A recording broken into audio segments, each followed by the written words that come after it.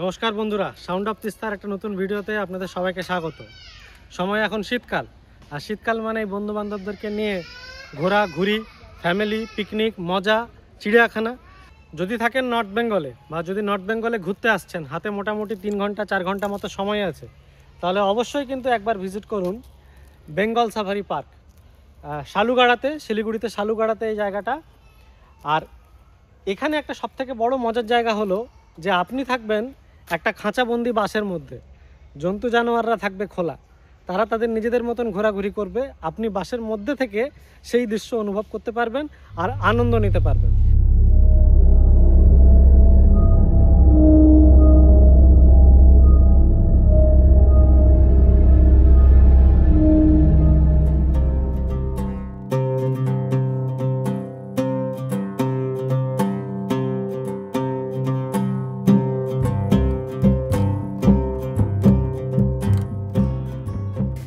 নমস্কার বন্ধুরা, আজ আমরা এসেছি শিলিগুড়ি শহরের অদূরেই শিলিগুড়ি তেনজিং নোরকে বাসস্ট্যান্ড থেকে মাত্র 10 কিলোমিটার দূরত্বে বেঙ্গল সাফারি পার্ক। অনেক দর্শক বন্ধুই আমাদের জিজ্ঞেস করেন পাহাড় এবং ডুয়ার্স থেকে ঘরে ফেরার দিন সকাল 10টায় চেক আউট করে রাত্রিবেলা ট্রেন ধরার আগে পর্যন্ত সময়টুকু কিভাবে খুব সুন্দরভাবে ব্যবহার করা যায়, তাদের জন্যই আমাদের আজকের এই নিবেদন।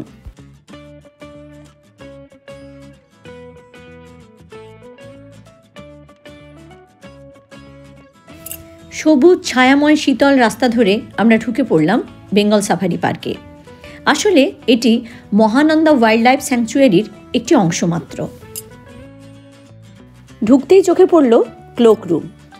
পাহাড় এবং ডুয়ার্স প্রেমী দর্শনার্থীদের কথা মাথায় রেখেই এটি তৈরি করা হয়েছে। আপনারা আপনাদের লাগেজ নিশ্চিন্তে এখানে জমা দিয়ে হাত পা ঝাড়া অবস্থায় গোটা পার্কটি ঘুরে দেখতে পারেন।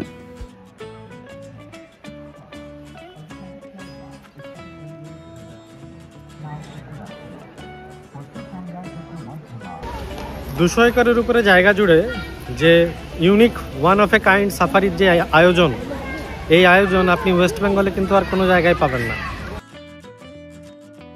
টিকিট কাউন্টারের এই ভিড়টিকে এড়ানোর জন্যই আমরা অনলাইনে টিকিট কেটে এসেছি। অনলাইন টিকিট কাটার লিঙ্ক আমরা ডেসক্রিপশন বক্সে দিয়ে দেব। চলুন এখন ঢোকা যাক, কেননা আমাদের গ্র্যান্ড সাফারির টাইম হয়ে যাচ্ছে।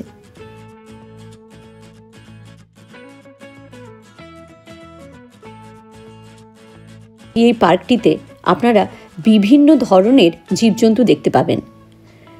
বাঘ, সাধারণ চিতাবাঘ, হাতি, গন্ডার, হিমালয়ান ব্ল্যাক বিয়ার, স্লথ বিয়ার, গৌড়, এছাড়াও রয়েছে বিভিন্ন প্রজাতির পাখি। পুরো পার্কটিকেই আমরা আপনাদের ঘুরিয়ে দেখাবো, তার আগে আমরা সাফারি করে আসি। তবে আপনাদের জানিয়ে রাখি, যদি আপনারা সাফারি নাও করতে চান, তাও নিশ্চিন্তে 3-4 ঘন্টা এই পার্কটিতে কাটাতে পারেন। আছে বিভিন্ন অ্যাডভেঞ্চার স্পোর্টস এবং একটি সুন্দর চিড়িয়াখানা। এই সুভেনির শপ থেকে টিকিটের স্লিপ দেখিয়ে বাসের সিট নাম্বারটা নিয়ে নিতে হবে।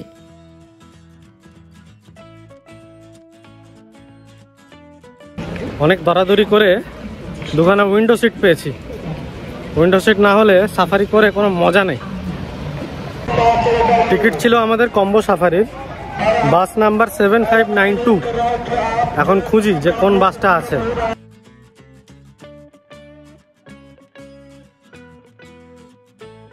এই যে দেখুন, এইগুলোই হলো সাফারির জন্য নির্দিষ্ট গাড়ি। 2x2 সিট, ফুল এসি, বড় বড় কাঁচের জানলা করা, যাতে সকলেই বাইরেরটা সুন্দরভাবে দেখতে পায়।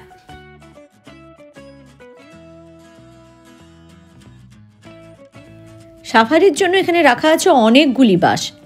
বেঙ্গল সাফারির এই কম্বো সাফারির চাহিদা কিন্তু সবসময় খুব বেশি থাকে, বিশেষ করে উইকেন্ডে টিকিট পাওয়াই দায় হয়ে যায়। তাই আপনাদের কাছে অনুরোধ, আপনারা অবশ্যই অনলাইন টিকিট কেটে আসবেন। নির্দিষ্ট টাইমে আমাদের সাফারি শুরু হয়ে গেল। এই দেখুন, এটা কিন্তু পার্কের গেট। পার্কের গেট ছাড়িয়ে আমরা বাইরের দিকে বেরিয়ে গেলাম।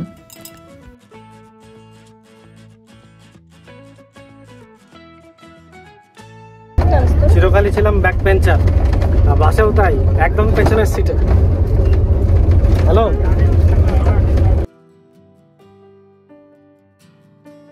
বেঙ্গল সাফারির এই জঙ্গলের অংশটি মহানন্দা ওয়াইল্ড লাইফ স্যাংচুয়ারির একটি অংশ। পুরো পার্কটিকে উড়িষ্যার নন্দনকাননের মতো সাজিয়ে তোলা হয়েছে। আমরা ঢুকছি হার্বিভোরাস বা তৃণভোজী প্রাণীদের খাঁচায়।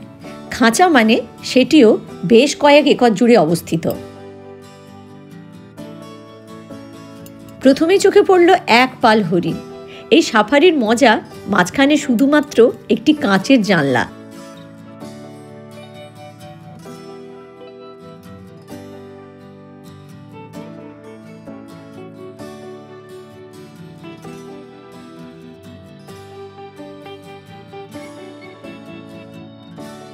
হরিণের দলকে পেছনে ফেলে আমাদের গাড়ি এগিয়ে চলেছে, আর সামনেই করা আছে সল্ট পিট।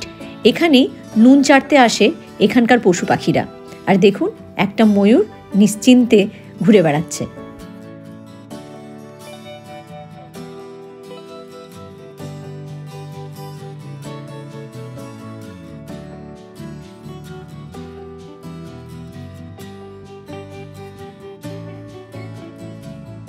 সকলেই অধীর আগ্রহে ক্যামেরা, মোবাইল হাতে নিয়ে বাইরের দিকে তাকিয়ে আছে, যদি কিছু পশু পাখি চোখে ধরা দেয়।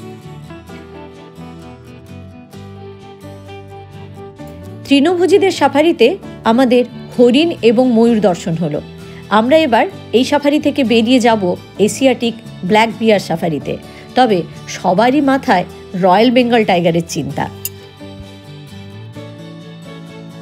আমরা ঢুকে পড়লাম এশিয়াটিক ব্ল্যাক বিয়ার সাফারিতে, এবং এখানে দেখুন খাঁচা করা আছে।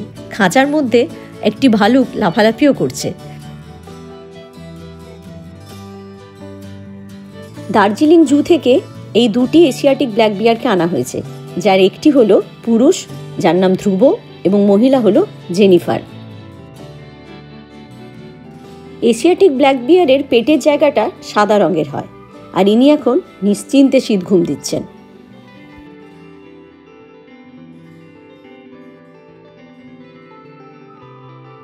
ভালুক দর্শন শেষ করে আমরা এগোচ্ছিলামই, পথে পড়ল আরও এক পাল হরিণ।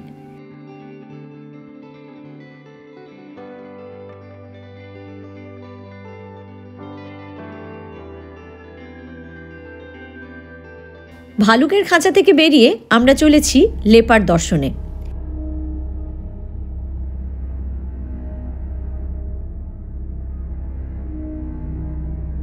প্রতিটি খাঁচার রয়েছে দুটি করে গেট। প্রথম গেটটি বন্ধ হওয়ার পর দ্বিতীয় গেটটি খোলে, এবং এই দুটি গেটের মাঝখানে রয়েছে গেটম্যানরা।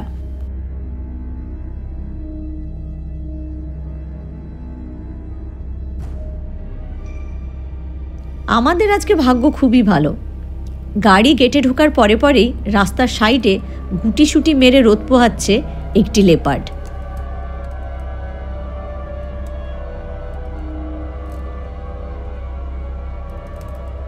চারটে লেপার্ড আছে এখানে, দুটি পুরুষ এবং দুটি মহিলা। শচীন, সৌরভ, শীতল এবং কাজল। তবে শচীন সৌরভের সাথে মিতালি আর হরমনপ্রীত থাকলেও ব্যাপারটা মন্দ হতো না।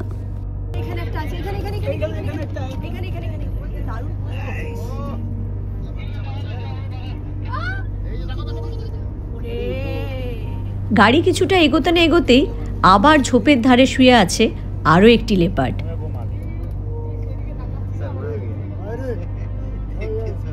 পর্যটকরা একদম প্রত্যেকেই উচ্ছ্বসিত, আর আমাদের মধ্যে যারা জুনিয়র আছেন তাদের তো খুশির কোনো সীমা নেই।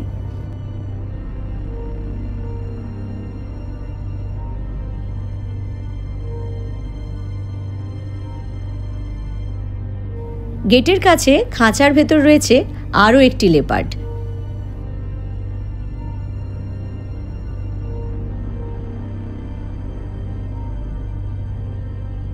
লেপার্ডের খাঁচা ছাড়তেই সকলেই উত্তেজিত, কারণ এর পরে আমরা যেখানে ঢুকব তা হলো the great royal Bengal tiger.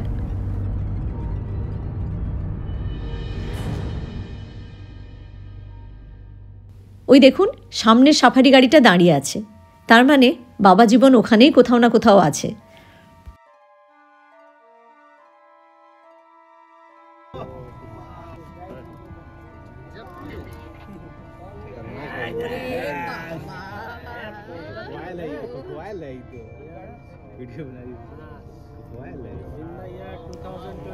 যতই গাড়ির ভেতরে থাকি এবারে কিন্তু বুকের ভেতরটা কেমন একটা কাঁপছে।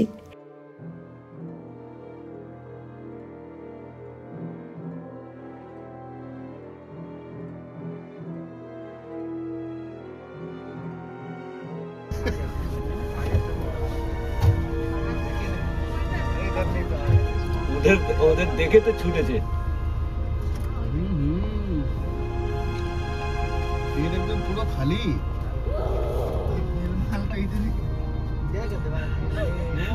ওদের দেখে এইদিক ওইদিক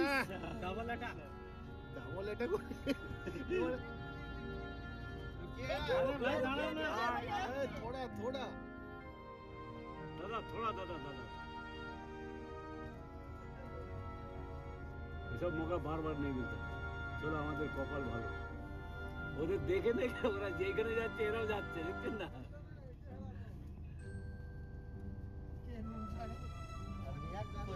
हाँ दोनों को देख रहा था इसीलिए जा रहा हूँ।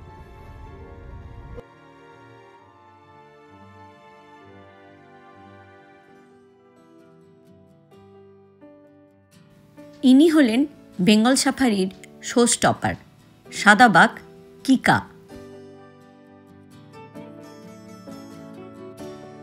চোখের পলকেই 1 ঘন্টা হয়ে গেল, আমাদের সাফারি আজকের মতো শেষ।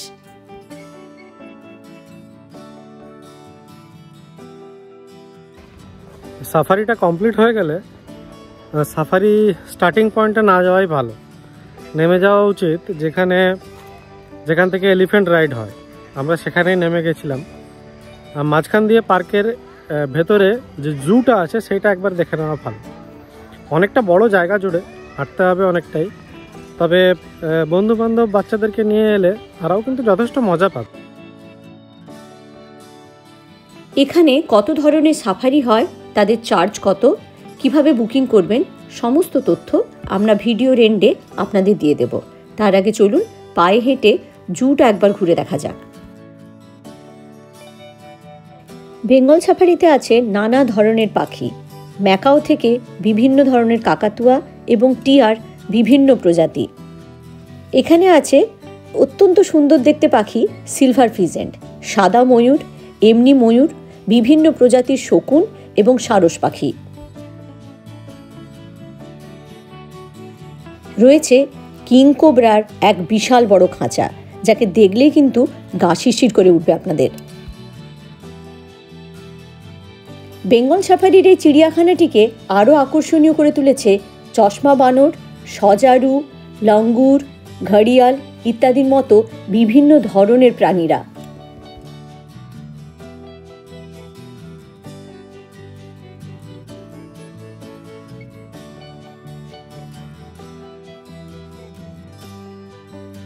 হাঁটতে হাঁটতে আমরা চলে এলাম মণিপুরি হরিণ দেখতে, যার আরেক নাম সাংহাই হরিণ। কি বিশাল বড় বড় তাদের শিং, দেখলে সত্যি অবাক হতে হয়।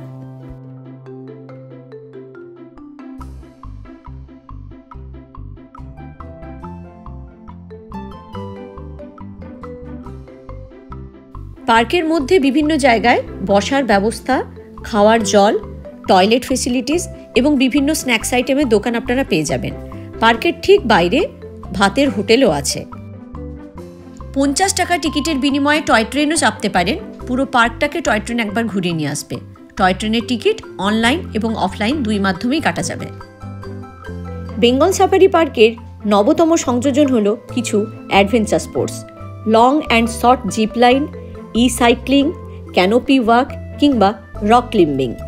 অনলাইন কিংবা অফলাইনের মাধ্যমে টিকিট কেটে এই প্রত্যেকটি জিনিসের আনন্দ আপনারা নিতে পারেন।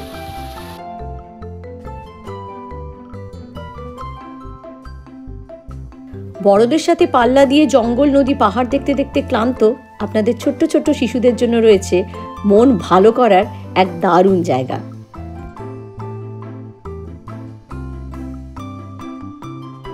রয়েছে একটি সুন্দর সাজানো গোছানো বাটারফ্লাই গার্ডেন। ভেতরে যদিও খুব বেশি প্রজাপতি আমাদের চোখে পড়েনি, তবে ভেতরে গেলে এর সাজানো দেখে মন সত্যি ভালো হয়ে যায়। পাহাড় থেকে যখন আপনি চেক আউট করছেন তখন সময় হলো 10টা, আর রাত্রেবেলায় আপনার ট্রেন হলো 8টা। মাঝখানের এই সময়টা যদি সবথেকে ভালোভাবে উপভোগ করতে হয় তার জন্য একবার অবশ্যই ভিজিট করবেন Bengal safari park. Bengal safari park ঘোরার পরে আমরা বেরিয়ে পড়েছি নিজেদের গন্তব্যে। তবে ভিডিও শেষ করার আগে কিছু গুরুত্বপূর্ণ তথ্য আপনাদের জন্য। বেঙ্গল সাফারি পার্ক সারা বছর সপ্তাহে 7 দিন খোলা থাকে। এন্ট্রি টিকিট 50 টাকা, যার মধ্যে জুয়ের টিকিটের দাম ধরা থাকে। বয়স্ক সদস্য থাকলে তাদের জন্য গল্ফ কার্টের ব্যবস্থা রয়েছে। বেঙ্গল সাফারি পার্কের সমস্ত টিকিট আপনারা অনলাইন এবং অফলাইনের মাধ্যমে বুক করতে পারেন। গ্র্যান্ড সাফারি 400 টাকা, কম্বো সাফারি 200 টাকা এবং এলিফ্যান্ট সাফারি 800 টাকা প্রতিজন। উইকেন্ড এবং ছুটির দিনগুলোতে চেষ্টা করবেন অনলাইনের মাধ্যমে সাফারি টিকিট বুক করার, কারণ আসন সংখ্যা সীমিত থাকে এবং অনলাইনের মাধ্যমে বুক করলে আপনারা আপনাদের পছন্দ মতো স্লট পেয়ে যাবেন।